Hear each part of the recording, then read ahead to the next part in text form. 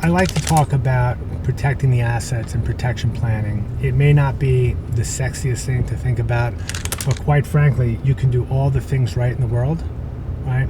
Sell your business for an insane amount of wealth, right? Have the right legal structures, the right investment strategies.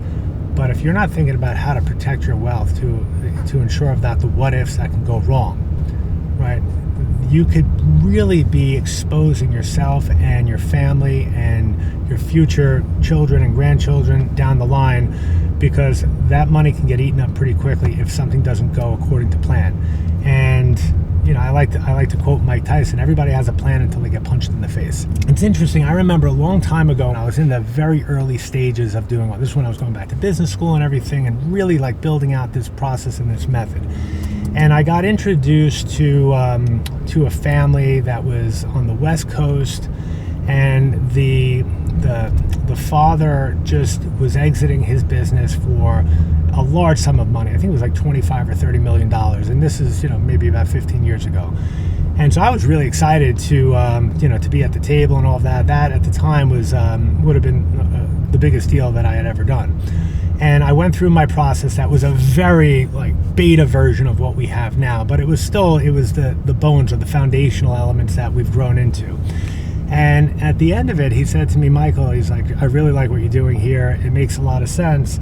But I have to be straightforward and transparent with you. My best friend from growing up is an advisor at one of the big wirehouses. I forget which one. And I just promised him the business. And I looked back and I was like, you know, we went through all of this real, true, holistic consultative process, that it wasn't just about the wealth of the exit, but it was all these other components as well.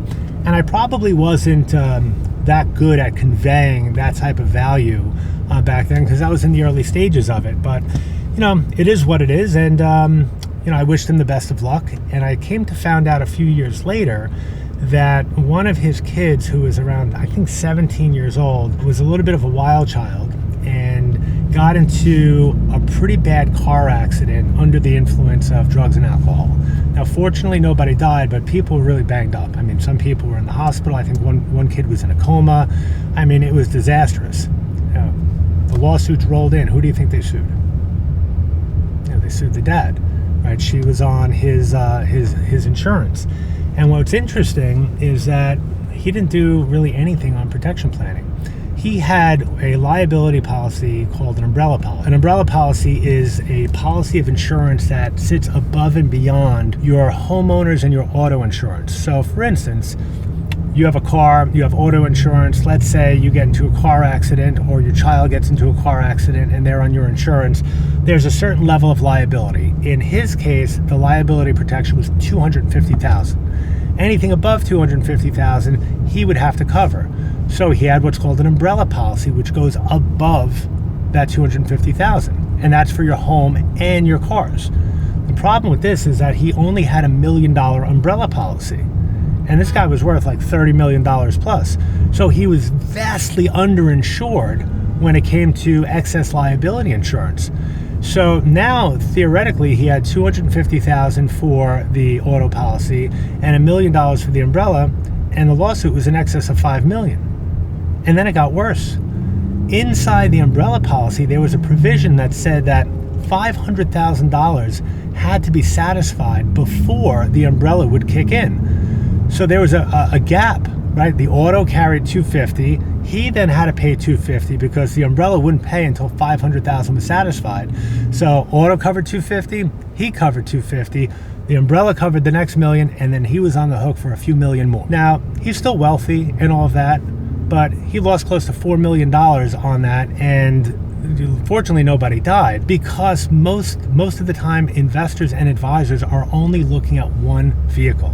The advisor who he's friends with did a decent job. I mean, I came back and I looked at everything and I said, yeah, I would have done things differently when it came to the investment structures, but it was still good.